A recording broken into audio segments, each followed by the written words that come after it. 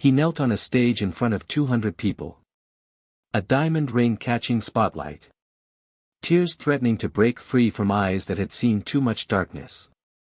And 17 ghosts, standing behind him.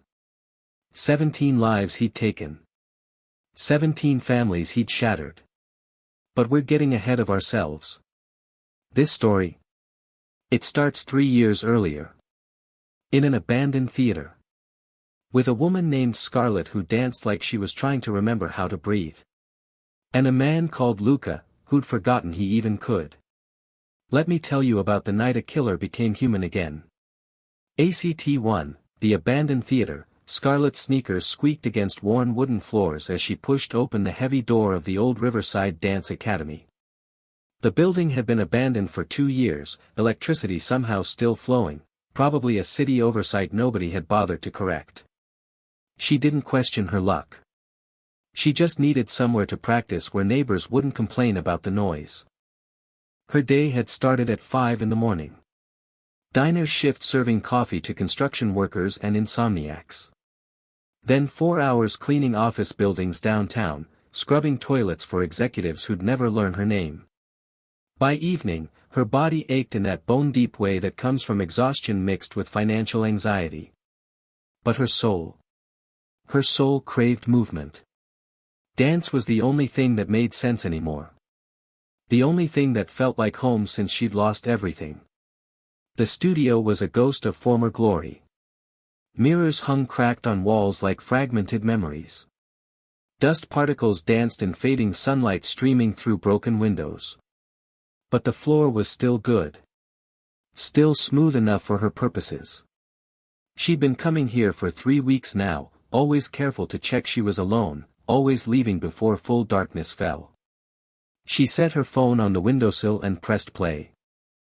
The haunting melody of a contemporary piece filled empty space, and Scarlet closed her eyes, letting music wash over her tired spirit.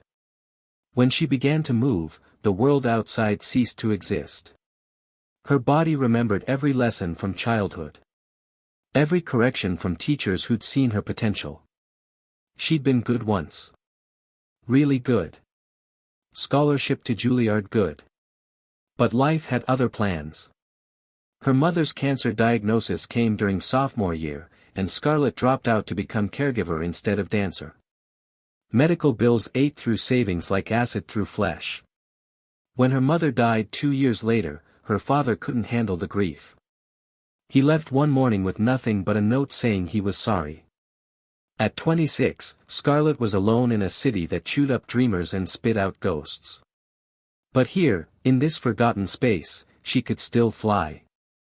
3 blocks away, Luciano Dantis sat in the back of his black Escalade, reviewing reports from his lieutenants.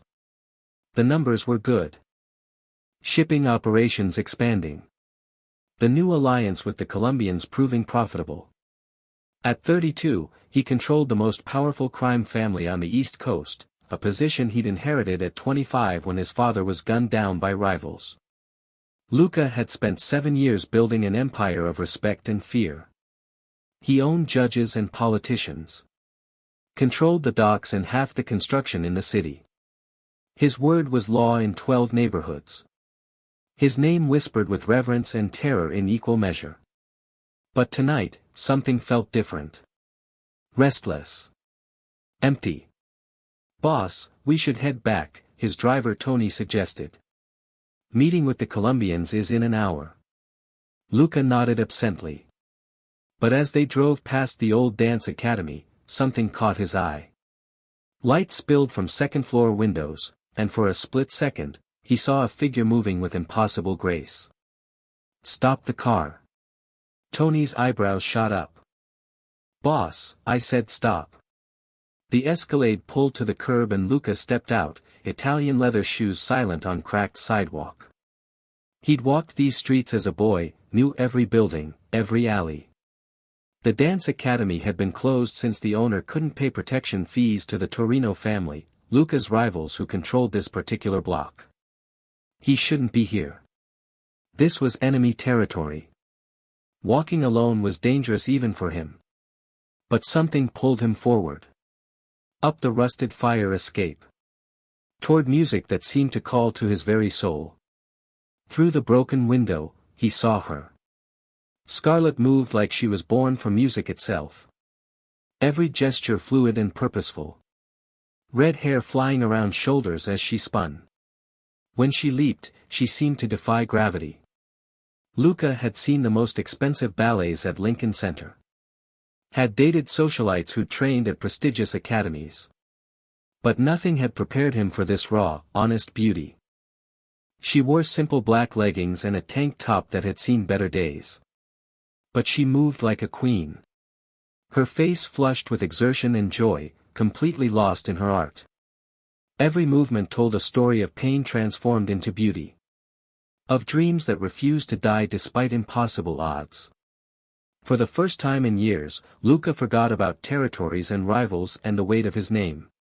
He forgot about the gun holstered beneath his jacket.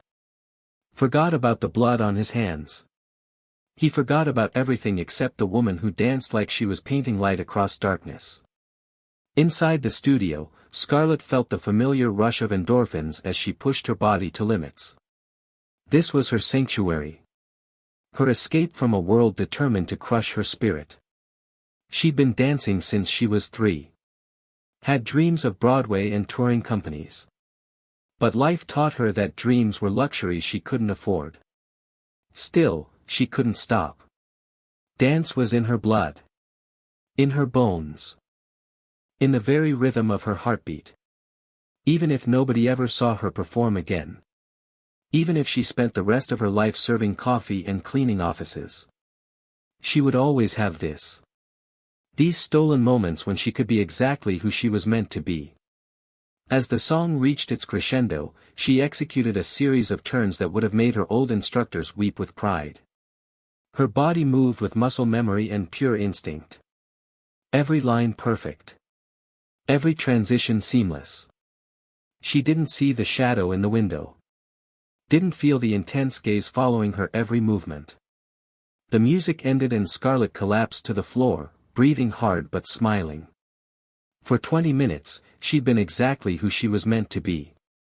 For 20 minutes, she'd been free. Outside, Luca stood transfixed. He'd built his life on control. On calculated moves and strategic thinking. Every decision weighed against profit and power. Every relationship measured by its usefulness to the family.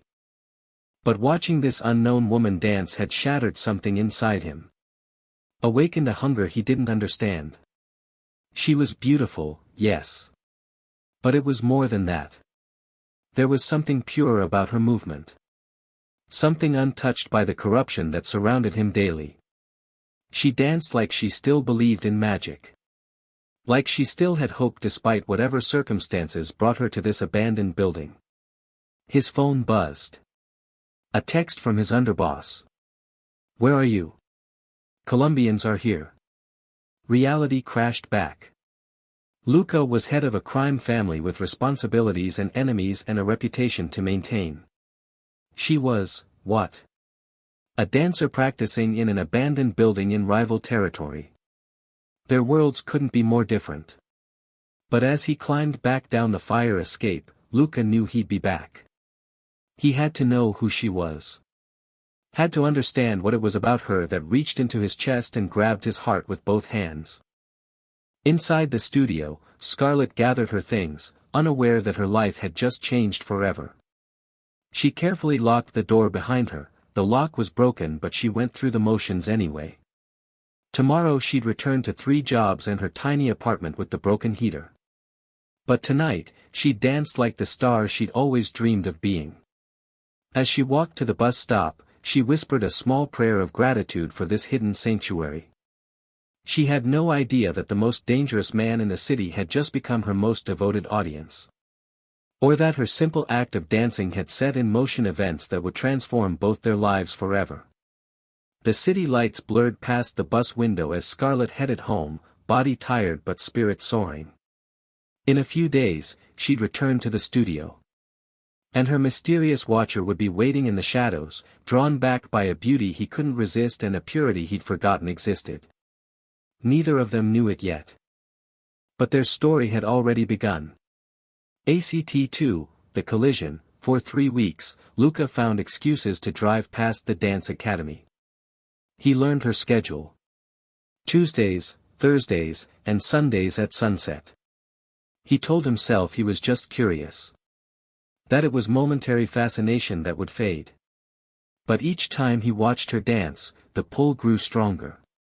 His men began to notice his distraction. During meetings, his mind would wander to red hair catching sunlight and graceful arms painting stories in the air. He found himself checking his watch, calculating how long until her next practice session. It was madness and he knew it. But he couldn't stop. Scarlet had no idea she was being watched. The studio had become her lifeline as her world continued to crumble. The diner cut her hours due to slow business. Her landlord was threatening eviction if she couldn't come up with next month's rent. Her savings account held exactly $47 and her credit cards were maxed out. But for those precious hours each week, she could forget everything and just be. She'd started bringing different music, experimenting with styles she'd never had courage to try before. Contemporary. Jazz. Even some hip-hop fusion that made her feel young and free. The abandoned studio had become her laboratory. A safe space to explore and grow without judgment. On a rainy Thursday evening, everything changed. Scarlet arrived at the studio to find the door slightly ajar. Her heart sank. Had someone broken in? Had her sanctuary been discovered? She pushed the door open cautiously and froze. A man stood with his back to her, looking out rain-streaked windows. He was tall and broad-shouldered, wearing an expensive charcoal suit that probably cost more than she made in 6 months. Dark hair perfectly styled. Even from behind, he radiated authority that made her stomach flutter with nerves. "I'm sorry," she said, voice barely above a whisper. "I didn't know anyone was here. I'll leave." Luca turned slowly, and Scarlet's breath caught. He was devastatingly handsome. Sharp cheekbones. Intense dark eyes. A mouth that looked like it rarely smiled. But it was the way he looked at her that made her pulse race, like she was the most fascinating thing he'd ever seen. "Don't leave," he said, voice low and accented with just a hint of Italian. "This is your space." "I don't understand. Do you own this building?" Luca stepped closer and she caught the scent of expensive cologne mixed with something dangerous.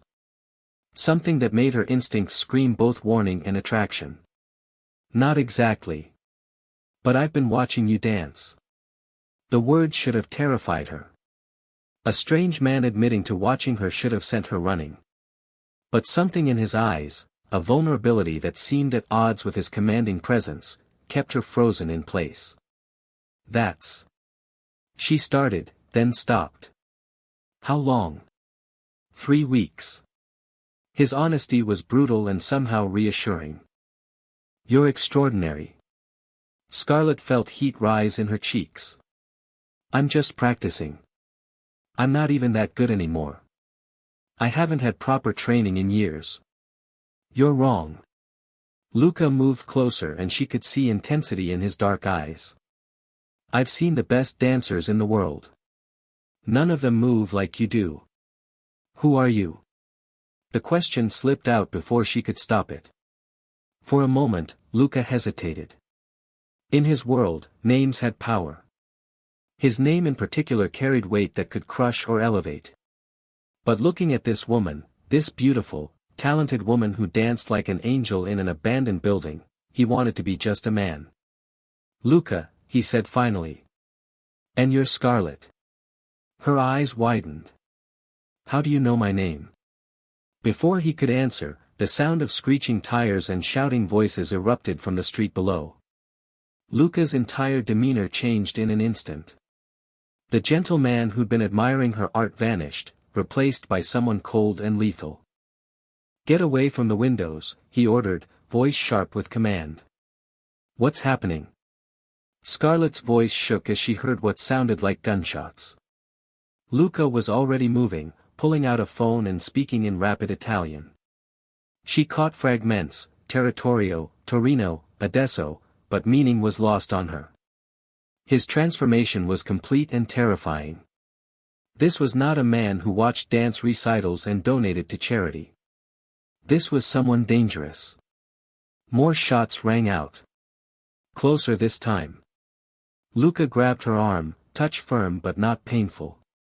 Even in crisis mode, he was careful with her. We need to leave. Now. I don't understand what's happening, Scarlet protested, but she let him guide her toward the back exit. Her mind was reeling, trying to process the sudden shift from intimate conversation to what sounded like a war zone. The Torino family controls this block, Luca explained tersely as they moved.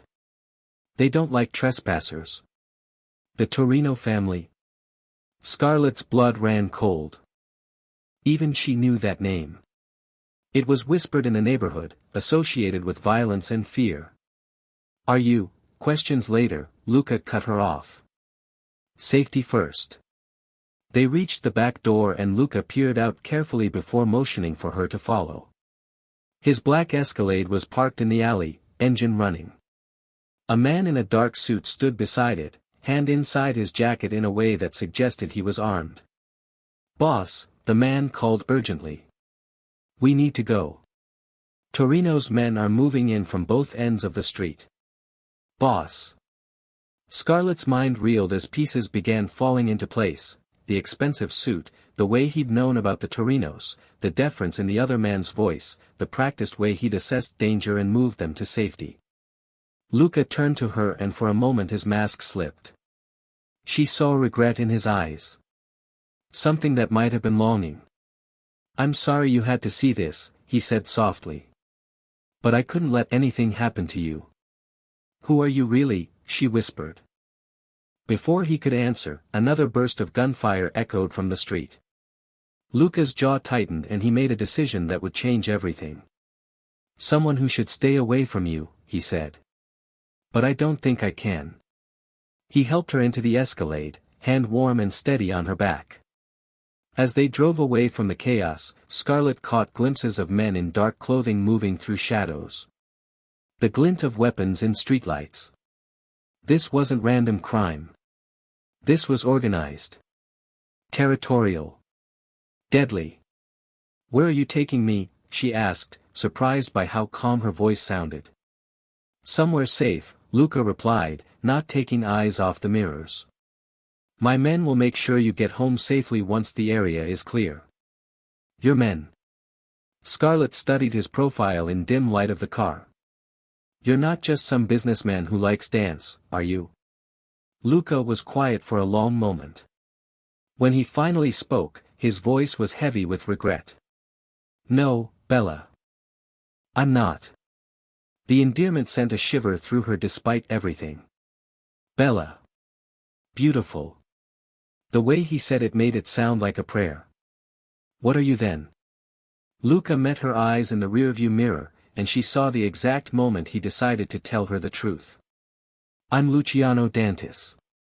I'm the head of the Dantis crime family. The words hung in the air between them like a loaded gun.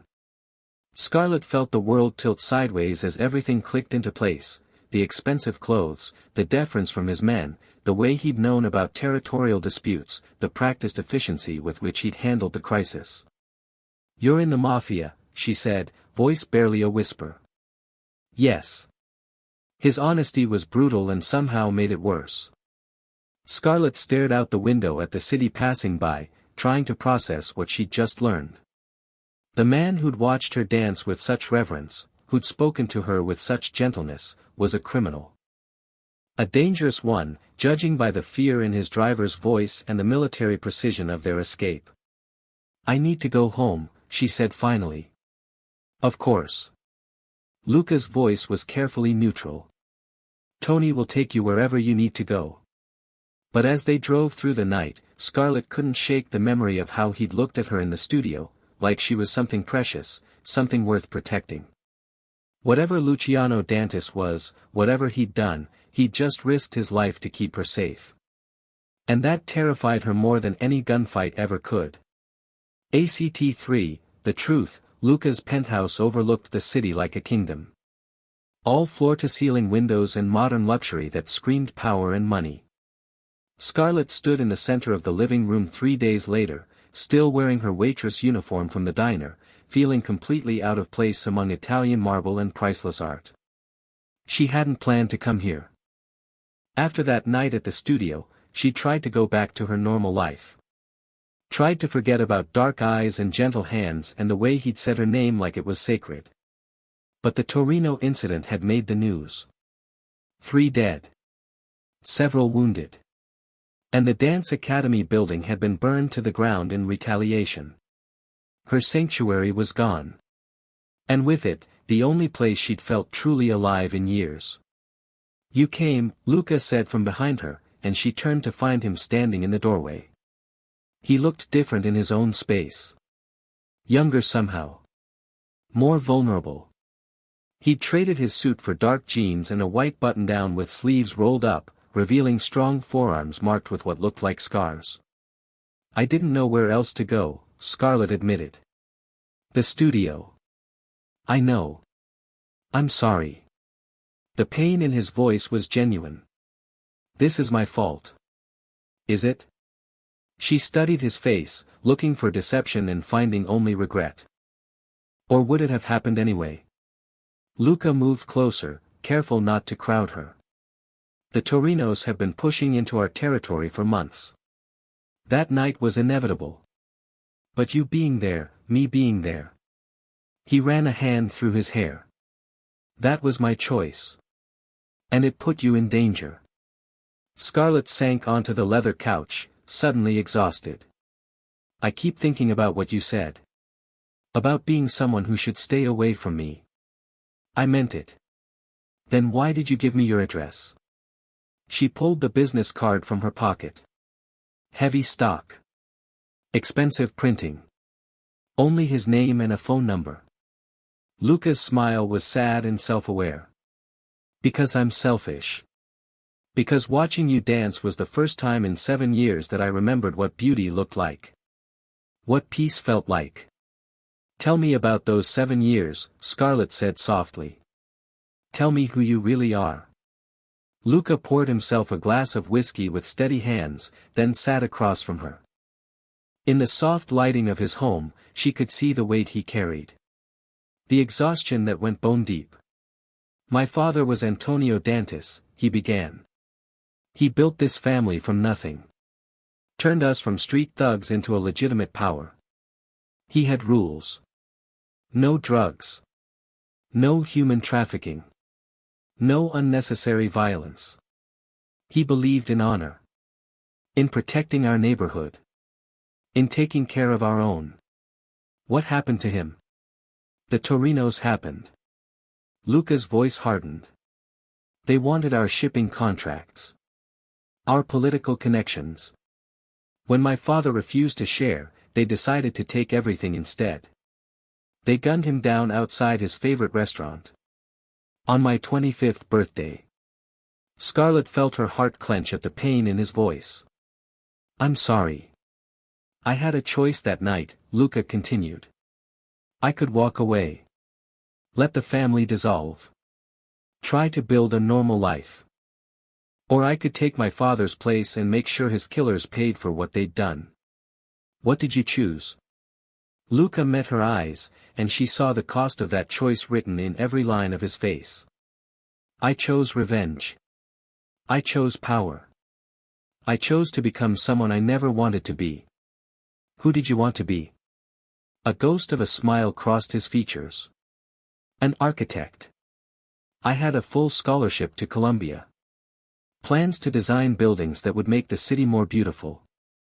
I wanted to create instead of destroy." Scarlet tried to imagine him as a young man with dreams and blueprints, before violence and responsibility had carved away his innocence. "Do you ever regret it?" "Every day." The admission was barely a whisper. "But regret doesn't bring back the dead or undo the choices I've made." They sat in silence for a moment, the weight of his confession settling between them. Scarlet knew she should leave. Should walk away from this dangerous man and his complicated world. But looking at him, really looking at him, she saw something that called to her heart. The night my mother died, she found herself saying, I danced for 12 hours straight. Until my feet bled and I collapsed from exhaustion.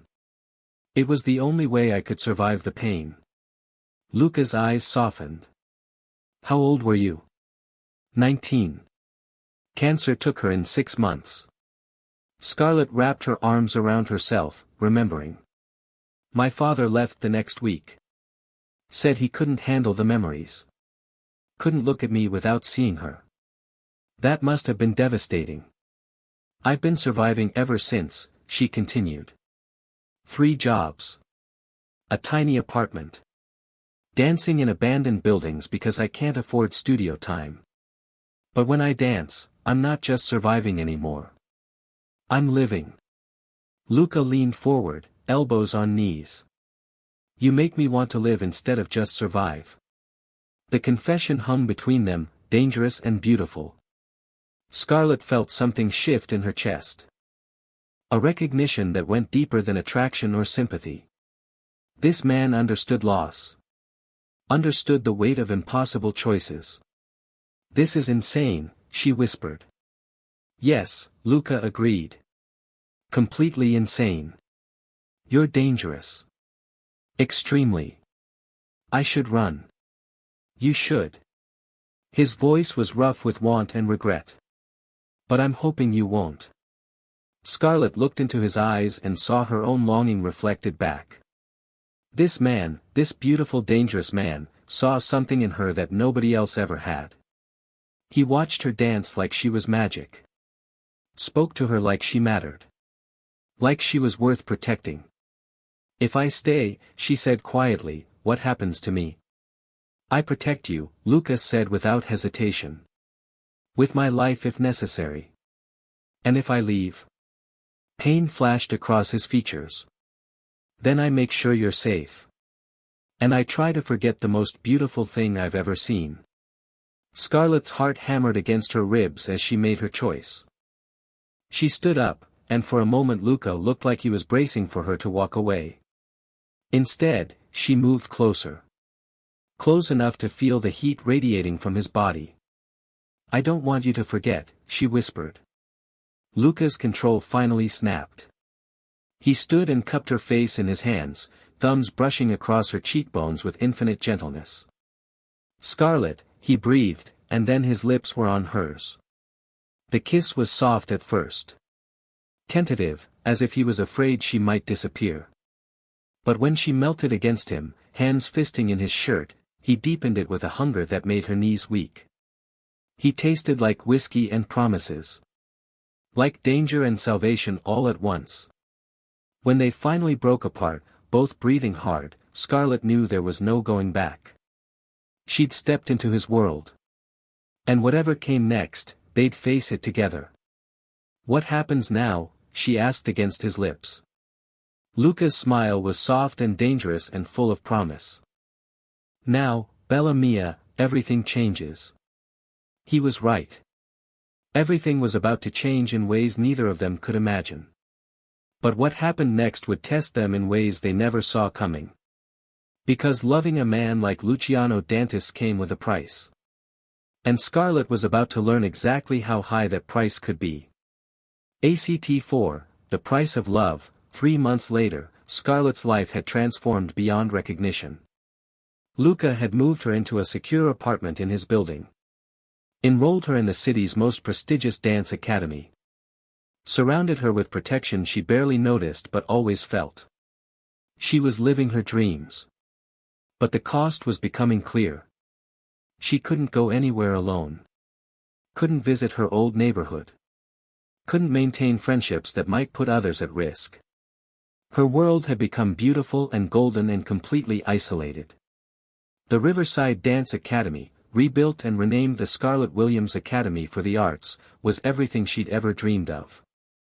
State-of-the-art facilities. World-class instructors. A full scholarship program for underprivileged children. It was Luca's gift to her. And she loved it with every fiber of her being. But she was beginning to understand the true cost of loving a man like Luciano Dantis. "You're distracted today," Madame Petrova observed as Scarlet stumbled through a combination she'd nailed the day before. "I'm sorry," Scarlet said, catching her breath. "I'll focus." But focus was impossible when her mind was consumed with questions she was afraid to ask. Luca was gentle with her, protective and passionate. But she saw the darkness in his eyes when he thought she wasn't looking. Heard him on phone calls conducted in rapid Italian. Saw the tension in his shoulders when his men brought reports. 2 nights ago, she'd woken to find his side of the bed empty. She'd found him standing on the balcony at 3 in the morning, staring out at the city with blood on his knuckles and death in his eyes. When she'd asked what happened, he'd simply said, "Business," and held her until dawn. That evening she found him in his study, staring out at the city with a glass of whiskey in his hand. He looked tired in a way that went bone deep. There were new lines around his eyes that hadn't been there a week ago. "Bad day?" she asked softly. Luca turned, and his expression immediately softened when he saw her. "Better now." She moved to him, letting him pull her against his chest. For a moment they just held each other, finding peace in simple contact. But Scarlet could feel the tension in his body. The weight of whatever he was carrying. "Luca," she said finally, "I need to ask you something."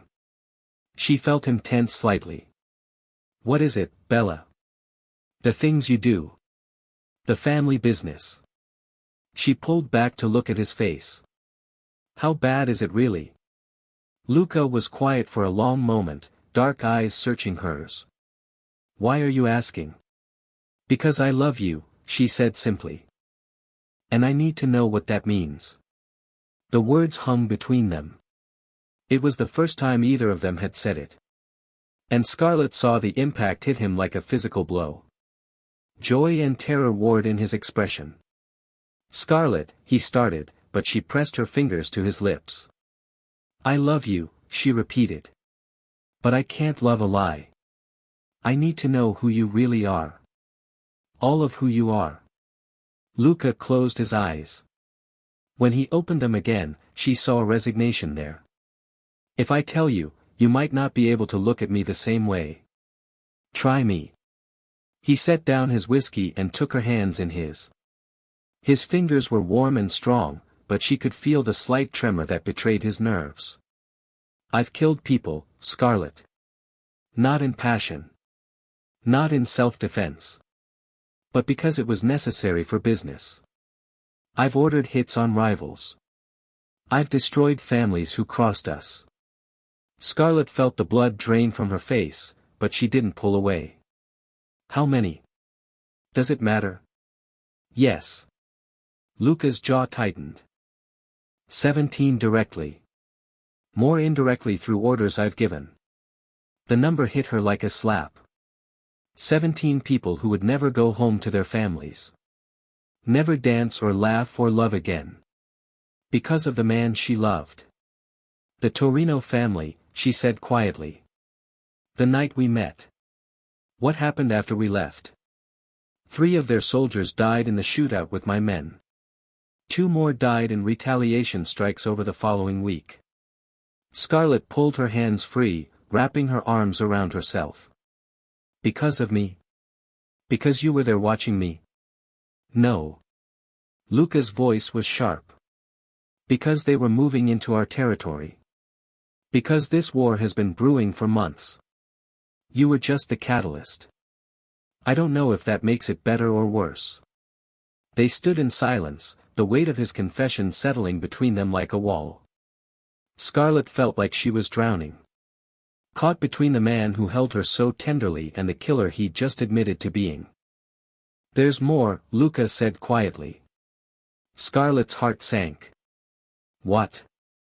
"The dance academy where I first saw you. I didn't just have it rebuilt." Luca's voice was carefully controlled. "I bought the entire block.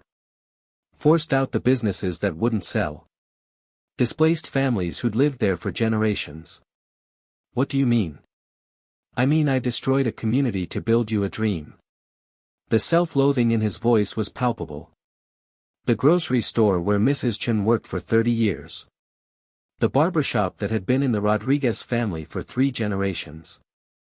The apartment building where 12 families raised their children. All gone. Because I wanted to give you something beautiful. Scarlet stared at him, torn between gratitude and horror.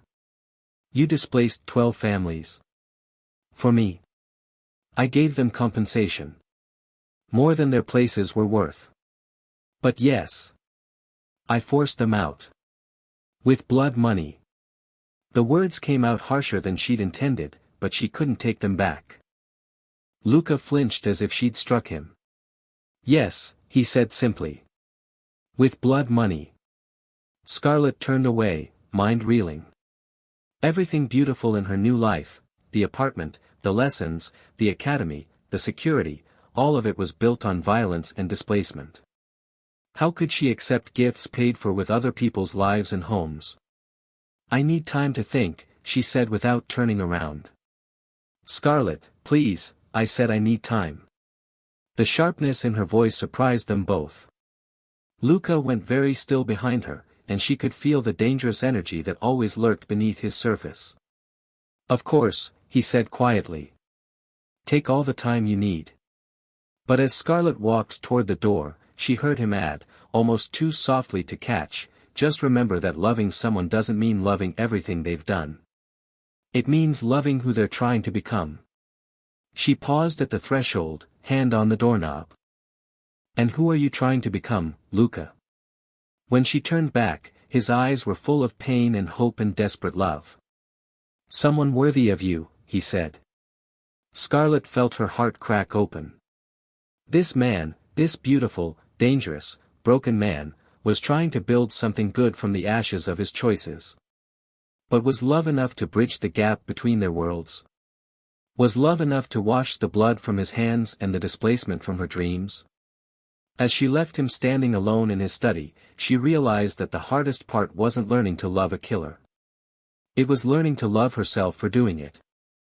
And figuring out if she could live with the cost of that love. The answer to that question would determine everything. ACT 5, Redemption. For 2 weeks, Scarlet stayed in the guest room of Luca's penthouse. Close enough to feel his presence, but far enough to think clearly. He respected her space. Never pushing. Never demanding answers she wasn't ready to give. But she could see the toll it was taking on him. The way his shoulders sagged when he thought she wasn't looking. The way he stood on the balcony late at night, staring out at the city like he was searching for absolution in the lights. During the day, she threw herself into teaching at the academy. The children were her salvation. Their pure joy in movement. Their uncomplicated dreams. Their ability to find beauty in the simplest combinations. When 8-year-old Emma mastered a difficult turn sequence. When teenage Marcus finally found his confidence in a contemporary piece. When the entire junior class performed their recital with tears of pride in their eyes. Scarlet remembered why she'd fallen in love with dance in the first place. But at night, alone in the guest room, she wrestled with impossible questions. How many families had been displaced for her dream? How many children had lost their homes so she could have her academy? The weight of it pressed down on her chest until she could barely breathe. On a Thursday evening, she found herself in the academy's main studio after hours, moving through a routine she'd choreographed to work through her emotions. The music was melancholy. Full of questions without answers. And her body translated the turmoil in her heart into movement. She didn't hear the door open. Didn't notice she had an audience until she finished the piece and found Luca standing in the doorway. He looked haggard. Older than his 32 years. But his eyes held the same reverence they'd always had when he watched her dance. That was beautiful, he said softly. And heartbreaking. It's how I feel, Scarlet admitted, not moving from the center of the floor. Torn between two worlds that don't seem compatible. Luca stepped into the studio but didn't come closer. I have something to show you. If you're willing. Curiosity overrode caution. What is it? Come with me. Please. They drove through the city in silence, Luca's hands steady on the wheel despite the tension radiating from his body. Scarlet watched familiar neighborhoods pass by, wondering where he was taking her. What he thought could possibly change the fundamental incompatibility between his world and hers. They stopped in front of a modest community center in the neighborhood where the old dance academy had been. The building was new but designed to blend with surrounding architecture. Through the windows, Scarlet could see people inside. Families. Children. Elderly residents. "What is this?" she asked. "The Rodriguez Community Center," Luca said quietly.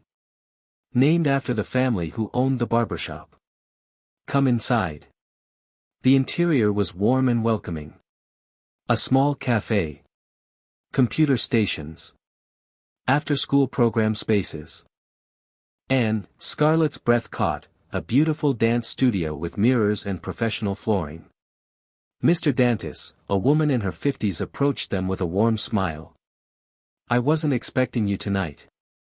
Maria, this is Scarlet Williams." Scarlet, Maria Rodriguez. Her family owned the barbershop that was displaced. Scarlet felt her cheeks burn with shame. But Maria's smile never wavered. "The dancer. We've heard so much about you. My granddaughter Rosa takes classes at your academy. She talks about you constantly." I'm sorry," Scarlet stammered. "About your family's shop. I didn't know what? That you were the reason we got a better opportunity?" Maria laughed. "Mr. Dantis didn't just buy our building, Mija. He set us up with a new shop in a better location. Helped my son get a business loan. And gave us a stake in this community center. We're doing better than we ever dreamed." Scarlet looked at Luca in confusion. "I don't understand." "Let me show you around," Maria said, taking Scarlet's arm. As they toured the facility, Scarlet met family after family who told similar stories. Yes, they'd been displaced. But they'd been given opportunities they never could have imagined.